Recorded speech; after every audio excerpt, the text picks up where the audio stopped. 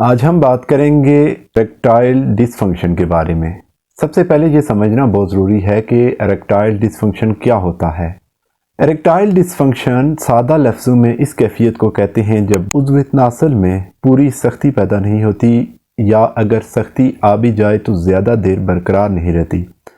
بعض اوقات خواہش موجود ہوتی ہے، ذہن تیار ہوتا ہے مگر جسم ساتھ نہیں دیتا اور یہی کیفیت اریکٹائل ڈسفنکشن کہلاتی ہے۔ اب ذرا یہاں رک کر سوچیں، کیا کبھی ایسا ہوا ہے سب کچھ ٹھیک ہو لیکن عین اس لمحے جسم جواب نہ دے؟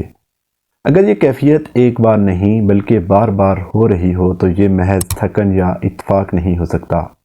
شروع میں یہ اتنا ہلکا ہوتا ہے کہ مرد خود کو یہ کہہ کر تسلی دے دیتا ہے کہ یہ شاید آج زیادہ تھکن تھی، نیند پوری نہیں ہوئی تھی یا ذہن پر دباؤ تھا، مگر آہستہ آہستہ یہی لمحے بڑھنے لگتے ہیں اور پھر ہر بار دل میں ایک خوف بیٹھ جاتا ہے کہ پتہ نہیں اس دفعہ کیا ہوگا۔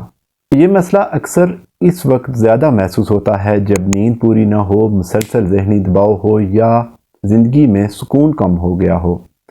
اور کیا ایسا نہیں ہوتا کہ تعلق کے بعد بھی دل میں ایک عجیب سی بے چینی رہتی ہے، جیسے اعتماد کہیں پیچھے رہ گیا ہو؟ یہی سوال اس بات کی طرف اشارہ کرتا ہے کہ مسئلہ صرف جسمانی نہیں بلکہ ذہنی اور ہارمونل بھی ہو سکتا ہے۔ اکثر مرد اس مرحلے میں ایک بڑی غلطی کر بیٹھتے ہیں کہ کسی دوست کے مشورے پر یا انٹرنیٹ دیکھ کر طاقت کی گولیاں استعمال کر لیتے ہیں۔ وقتی سہارا تو مل جاتا ہے مگر اصل وجہ اندر ہی اندر مضبوط ہوتی رہتی ہے۔ حقیقت یہ ہے کہ اریکٹائل ڈسفنکشن کی کئی وجوہات ہو سکتی ہیں۔ ٹیسٹوسٹیرون کی کمی، خون کی نالیوں کی کمزوری، شوگر، بلڈ پریشر، موٹاپا، نیند کی کمی اور مسلسل ذہنی دباؤ۔ جب جسم کے اندر توازن بگڑتا ہے تو سب سے پہلے اثر انہی چیزوں پر پڑتا ہے۔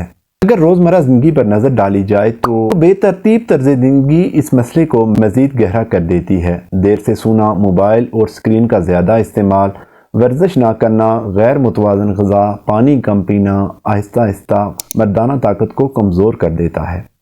بہت سے مریضوں میں صرف نیند درست کرنے سے، روزانہ ہلکی واک شامل کرنے سے اور سادہ غذا اپنانے سے واضح فرق محسوس کیا گیا ہے۔ جہاں تک ہومیوپیتھک علاج کی بات ہے تو یہاں یہ سمجھنا بہت ضروری ہے کہ ہر مرد کا مسئلہ ایک جیسا نہیں ہوتا، اس لیے ہر کسی کا علاج بھی ایک جیسا نہیں ہو سکتا۔ علامات کے مطابق عام استعمال ہونے والی دواؤں میں لائکوپوڈیم بہت مشہور ہے۔ یہ ان مردوں کے لیے ہے جو اکثر تعلق کے وقت اور پرفارمنس انگزائٹی کا شکار ہو جاتے ہیں۔ کلاڈیم ان افراد کے لیے فائدہ مند ہے جہاں خواہش موجود ہو مگر جسمانی رد عمل کمزور ہو۔ ایگنس کاسٹس ان کیسز میں مددگار ہے جہاں مسلسل کمزوری کے بعد مایوسی اور بے دلی غالب ہو گئی ہو۔ درست دوا وہی ہے جو علامات کو سمجھ کر دی جائے۔ بار بار دوا بدلنا یا کسی کی صناعی دوا لینا مسئلے کو اور مزید بگاڑ سکتی ہے، اس لیے علاج ہمیشہ سمجھداری اور صبر کے ساتھ ہونا چاہیے۔ یہ بات یاد رکھیں کہ اریکٹائل ڈسفنکشن کوئی شرمندگی کی بات نہیں اور نہ ہی یہ نامردی ہے۔ یہ ایک ایسا مسئلہ ہے جس پر خاموشی اختیار کرنے کے بجائے سمجھداری سے کام لینا ضروری ہے۔ وقت پر توجہ، درست طرز زندگی اور صحیح علاج کے ساتھ اس مسئلے کو قابو میں لایا جا سکتا ہے۔ آخر میں ایک بات سمجھ لیں، اگر جسم اشارہ دے رہا ہو تو اسے نظر انداز مت کریں۔ مسئلہ خاموش ہو سکتا ہے مگر خود ختم نہیں ہوتا۔ صحیح وقت پر اٹھایا گیا قدم زندگی دوبارہ نارمل اور پرسکون بنا سکتا ہے۔ ناظرین، اگر آپ کو آج کی یہ ویڈیو پسند آئی ہو تو ویڈیو کو لائک اور شیئر ضرور کریں اور چینل کو سبسکرائب کرنا مت بھولیں۔ اللہ حافظ۔